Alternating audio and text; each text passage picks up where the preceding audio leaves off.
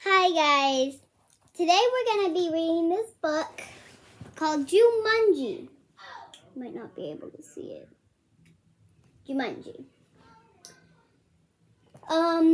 It's actually very interesting because on the back it does not have anything written on it. So I want to see what happens.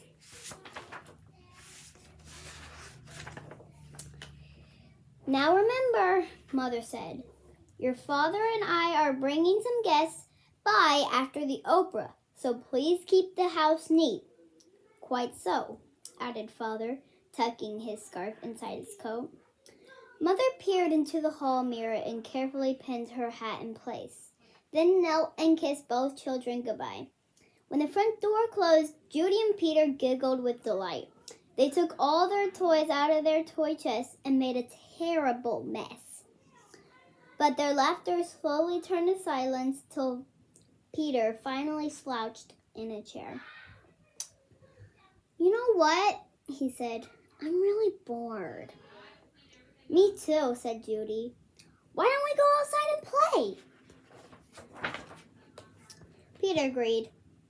So they set off across the street to the park. It was cold for November. The children could see their breath like steam. They rolled in the leaves, and when Judy tried to stuff some leaves down Peter's sweater, he jumped up and ran behind a tree. When his sister caught up with him, he was kneeling at the foot of the tree, looking at a long, thin box. What's that? Judy asked. It's a game, said Peter, handing her the box. Jumanji, Judy read from the box. A jungle adventure game. Look, said Peter, pointing to a note taped to the bottom of the box. In a childlike handwriting were the words, free game. Fun for some, but not for all. P.S. Read instructions carefully. Want to take it home? Judy asked. Not really, said Peter. I'm sure somebody left it here because it's so boring. Come on, protested Judy. Let's give it a try. Race you home. And off she ran with Peter at her heels.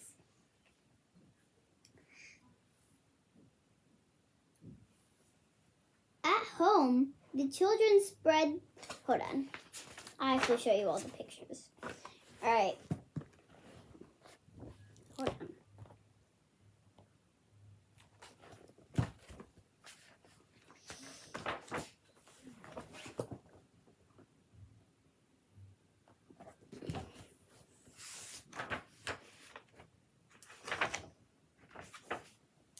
At home, the children spread the game out on a card table. It looked very much like the games they had already had. There was a board that unfolded, revealing a path of colored squares. The squares had messages written on them. A path started in the deepest jungle and ended up in Jumanji, a golden city of buildings and towers. Peter began to shake the dice and play with the other pieces that were in the box. Put those down and listen, said Judy. I'm going to read the instructions. Jumanji, a young people's jungle adventure is especially designed for the bored and restless. A. Player selects piece and places it in the deepest jungle. B. Player rolls dice and moves piece along path through the dangers of the jungle. C. First player to reach Jumanji and the winner. Is that all? Asked Peter, sounded disappointed. No, said Judy. There's one more thing, and this is in capital letters. D. Very important. Once the game of Jumanji is started, it will not be over until one player reaches the Golden City. Oh, big deal, Peter said, who gave a bored yawn. Here, said Judy, handing her brother the dice. You go first. Peter casually dropped the dice from his hand. 7, said Judy. Peter moved his piece to the 7th square. Lion attacks. Move back 2 spaces, read Judy. Gosh, how exciting, said Peter in a very unexcited voice. As she reached for his piece and looked up at his sister, she had a look of absolute horror on her face.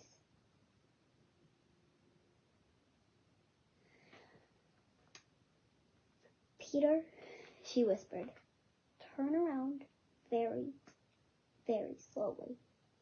The boy turned in his chair. He couldn't believe his eyes. Lying on the piano was a lion, staring at Peter and licking his lips.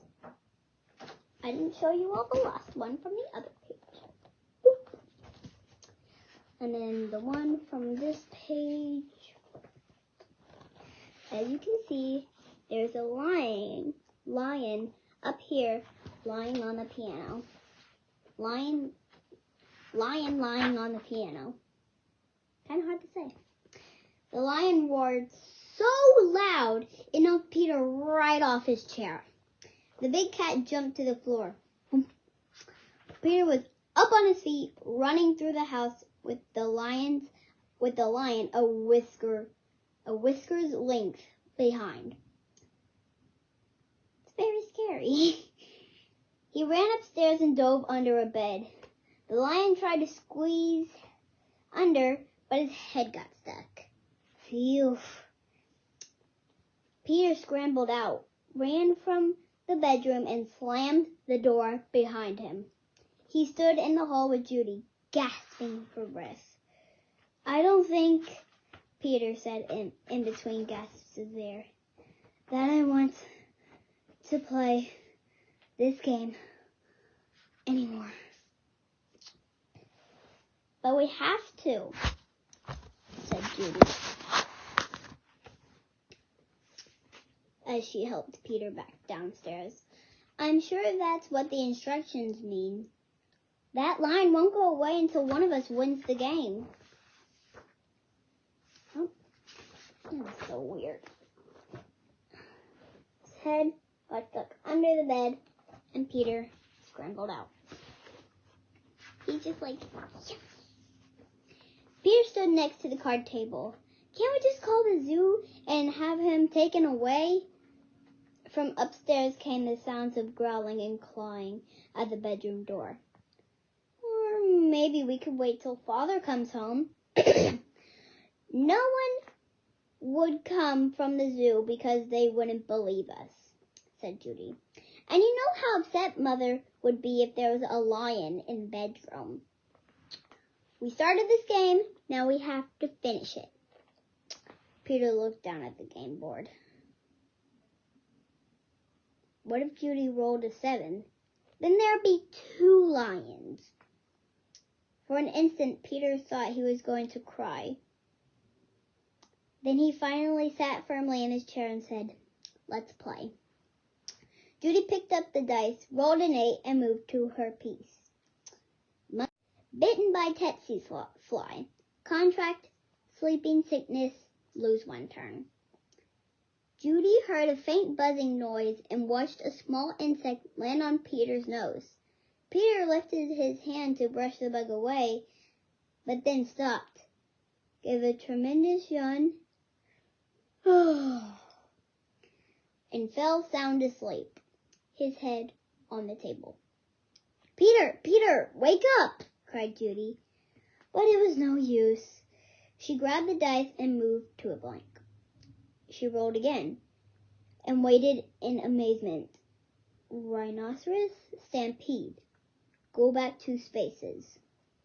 As fast as he had fallen asleep, Peter woke. Together they listened to a rumble in the hallway. It grew louder and louder. Suddenly, a herd of rhinos charged through the living room and into the dining room, crushing all the furniture in their path. Peter and Judy covered their ears as sounds of splintering wood and breaking china filled the house. A rhinoceros stampede in your living room and goes to your dining room. weird. Peter gave the dice a quick tumble. Python sneaks into camp. Go back one space. Judy shrieked and jumped up in her chair. Over the fireplace, said Peter. Judy sat down again, nervously eyeing the 8-foot snake that was wrapping itself around the mantel clock. The guide looked up from his map,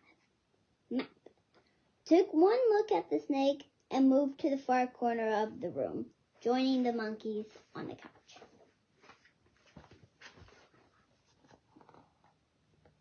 Python, in your house?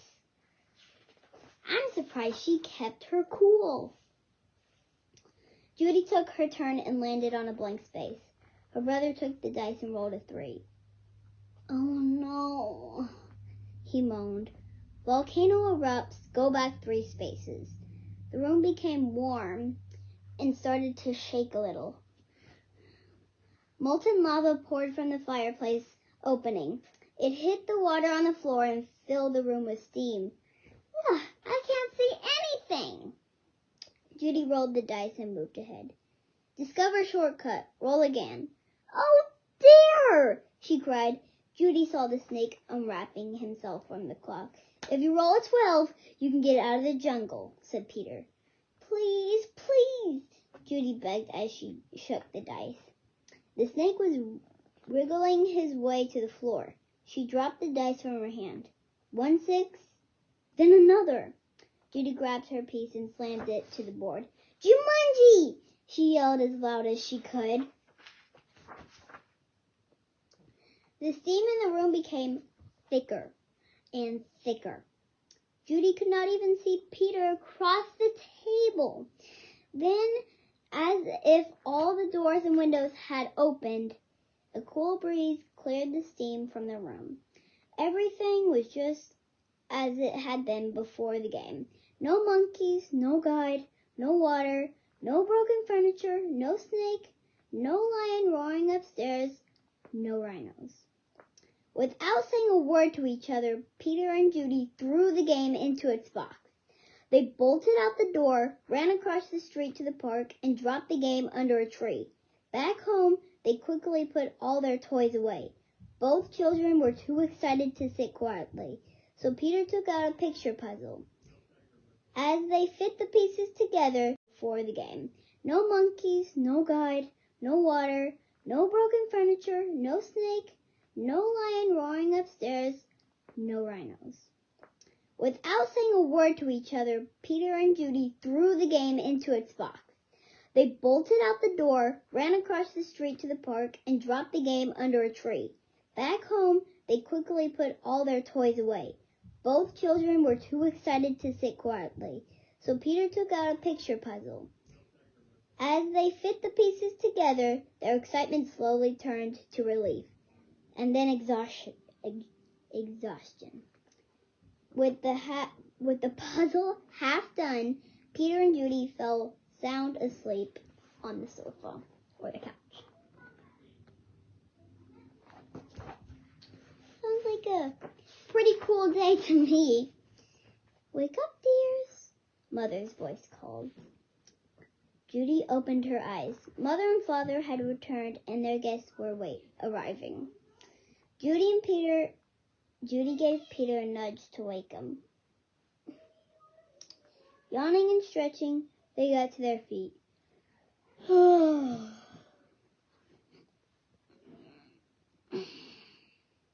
Mother introduced them to some of the guests, then asked, "Did you have an exciting afternoon?"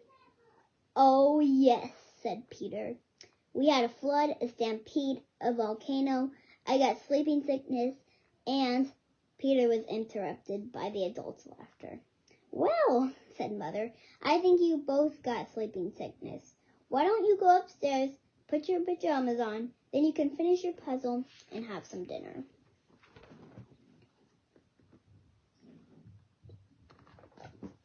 Mother and Father got home with their guests.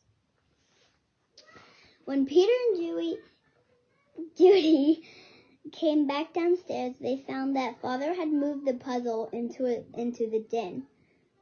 While the children were working on it, one of the guests, Mrs. Budwing, brought them a tray of food.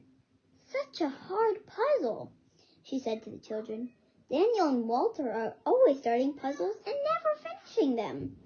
Daniel and Walter were Mrs. Budwing's sons. They never read instructions either. "Oh well," said Mrs. Budwing, turning to rejoin the guests. "I guess they'll learn." Both children answered, "I hope so." But they weren't looking at Mrs. Budwing. They were looking out the window. Two boys were running through the park. They were Danny and Walter Budwing. And Danny had a long, thin box under his arm.